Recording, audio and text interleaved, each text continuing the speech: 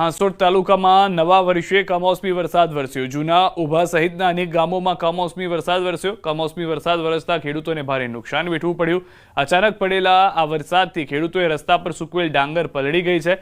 પાછલા દિવસોના વરસાદને કારણે ખેતરો પૂરતા સુકાયા ન હોવાથી ખેડૂતોએ ડાંગર રસ્તા પર સૂકવવા માટે મૂકી હતી, પરંતુ અચાનક પડેલા વરસાદથી તે ડાંગર પલળી છે, જેના કારણે ખેડૂતોમાં ચિંતાનું મોજું ફરી વળ્યું હતું। વરસાદ શરૂ થતાં જ ખેડૂતો પોતાના પાકને બચાવવા દોડધામમાં લાગી ગયા હતા। ખેડૂતોએ જણાવ્યું હતું કે પાછોતરા વરસાદ બાદ હવામાન ખુલ્લું રહે તેમ લાગતું હતું, પરંતુ અચાનક પડેલા કમોસમી વરસાદે આખી મહેનત પર પાણી ફેરવી દીધું છે। સુરત જિલ્લામાં શિયાળાના આગમન વેળાએ ચોમાસા જેવો માહોલ। ઉમરપાડા તાલુકાના ગ્રામ્ય વિસ્તારમાં કમોસમી વરસાદ વરસ્યો। ઉમરપાડાના કેવડી, ઉમરગોટ, વાડી સહિતના વિસ્તારોમાં વરસાદ કમોસમી વરસાદને લઈને ખેડૂતો ચિંતામાં મુકાયા છે। હવામાન ખાતા દ્વારા હજુ પણ કમોસમી વરસાદ થશે તેવી આગાહી કરવામાં આવી છે।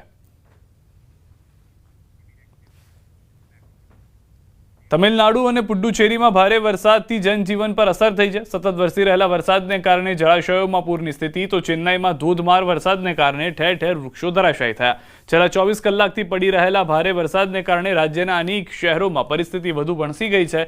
હવામાન વિભાગની આગાહી પ્રમાણે હજુ પણ જિલ્લામાં ધોધમાર વરસાદ વરસવાની શક્યતા છે। વરસાદને કારણે મેટ્ટુર ડેમ ભયજનક સપાટી પર વહી રહ્યો છે, જેના કારણે કાવેરી નદીમાં 35,000 ક્યુસેક પાણી છોડાયું છે। સુરક્ષાના ભાગરૂપે સેલમ અને ઈરોડ જિલ્લાઓને જોડતી પુલમપટ્ટી ફેરી સેવા તાત્કાલિક બંધ કરાઈ છે, તો ભારે વરસાદને કારણે શાળાઓ અને કોલેજોમાં પણ રજા જાહેર કરવામાં આવી છે।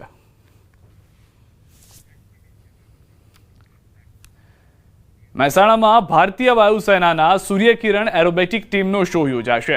મહેસાણાના આકાશમાં 9 વિમાનો લહેરાવશે તિરંગો। સૂર્યકિરણ ટીમ 9 જેટ સાથે એર શો પ્રસ્તુત કરશે। એશિયાની ગૌરવશાળી ટીમ જે Suryakiran aerobatic team. Suryakiran team 700થી વધુ આંતરરાષ્ટ્રીય અને રાષ્ટ્રીય શો કરી ચૂકી છે। જેટ્સ 900થી 1000 કિલોમીટર પ્રતિ કલાકની ઝડપે ઉડાન ભરશે। મહત્વનું છે કે મહેસાણાના ઇતિહાસમાં સૌ પ્રથમ વખત યોજાશે સૂર્યકિરણ એરોબેટિક એર શો। આવતીકાલે સવારે 9 વાગ્યે રોમાંચક એરોબેટિક શો યોજાશે। દર્શકોને 30થી 35 મિનિટ સુધી રોમાંચક एरोबेटिक शो જોવા મળશે। इस प्रकार हमारे भारतीय वायुसेना के 9 विमान आसमान में, महसाना के आसमान में तिरंगे को लहराते नजर आएंगे। ये पहली बार महसाना में हो रहा है और इस दिन को आप बिल्कुल भी मिस मत कीजिएगा। ये बहुत ही यादगार दिन रहेगा। कल आपको दिखाई देंगे महसाना के आकाश में 9 फाइटर जेट्स, जो कि हॉक मार्क 132 फाइटर विमान है, और ये एक दूसरे से 5 मीटर से भी कम की दूरी पर उड़ान भरते आपको नजर आएंगे। इस तरह के कल के जो शो के एरोबैटिक्स आप देखेंगे, इतने हैरत अंगेज जो करतब आप देखेंगे, ये संभव हो पाए हैं बहुत कठिन परिश्रम के बाद, बहुत प्रयास के बाद। कठिन ट्रेनिंग हमारे पायलट्स ने की है। 6 से 8 महीने का ट्रेनिंग पीरियड रहा है और तब जाके ये सक्षम हो पाए हैं इस एयर शो को अंजाम देने में।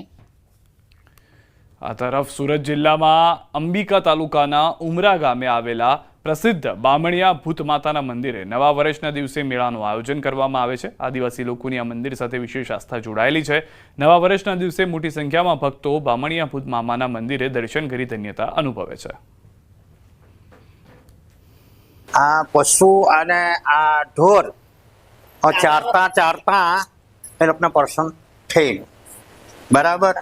એ પહેલા વતની સામાના હતા, એ આ જંગલમાં ઢોર ચરવા આવેલા। ત્યાર પછી આ બ્રહ્મદેવ બાપા પસંદ થયેલા। અમારા જે પપ્પા છે એ બી આવતા હતા, દાદા છે તે બી આવતા છે, અને જે કોઈ મનોકામના બામણિયા દેવ બાપુએ માનીએ એ 100% પૂરી થાય। અગર દિલથી ને આસ્થાથી માને તો બામણિયા દેવ બાપુની બધા પર કૃપા રહે। ઉમરા ગામમાં બ્રહ્મદેવ મંદિર આવેલું છે, ત્યાં અમને રોજીરોટી મળી રહી છે, અને ભાવિક લોકો આવે છે દર્શન કરવા, ભાવિ ભક્તો લોકો, અને ખૂબ સારી રીતે અમને રોજીરોટી મળે। 7 વર્ષ થયા દુકાનને। આ બધા લોકો પબ્લિક બધા દર્શન કરવા આવે, આપને રોજીરોટી મળે। આસ્થા હોય ત્યાં શ્રદ્ધાના પુરાવાની જરૂર નથી। વાત કરીએ સુરત જિલ્લાના મહુવા તાલુકાના ઉમરા ખાતે આવેલ બામણિયા ભૂત મામાનું મંદિર। દ્રશ્યની અંદર જોઈ શકો છો કે આ બામણિયા ભૂત મામાનું મંદિર છે। વર્ષની અંદર 5 થી 7 જેટલા ઉત્સવોની અહીંયા ઉજવણી કરવામાં આવે છે. ખાસ કરીને આજે નવા વર્ષની શરૂઆત એટલે કે બેસતા વર્ષના દિવસે અહીં મેળો ભરાય છે. આદિવાસી સમાજ દ્વારા આયોજિત કરાયેલો એ મેળો ભરાય છે. બામણિયા ભૂત મામાને બ્રહ્મદેવ તરીકે પણ ઓળખવામાં આવે છે, પરંતુ ખાસ કરીને એક અનોખો સંગમ પણ જોવા મળી રહ્યો છે કે ભૂત મામાની સાથે માતાજીનું પણ મંદિર છે અને આદિવાસીઓમાં આ બામણિયા ભૂત મામાનું એક શ્રદ્ધા અને આસ્થાનું કેન્દ્ર બનવા પામ્યું છે. કેમેરામેન સ્મિત રાઠોડ સાથે કેતન પટેલ, ન્યૂઝ 18 ગુજરાતી, મહુવા, સુરત. યાત્રાધામ દ્વારકામાં ભાઈબીજના દિવસે ભક્તોનું ઘોડાપૂર ઉમટ્યું હતું. ભગવાન શ્રી કૃષ્ણ ભાઈબીજના દિવસે બહેન સુભદ્રાના ઘરે ભોજન કરે છે, તેથી આ દિવસનું અનેરું મહત્વ રહેલું છે.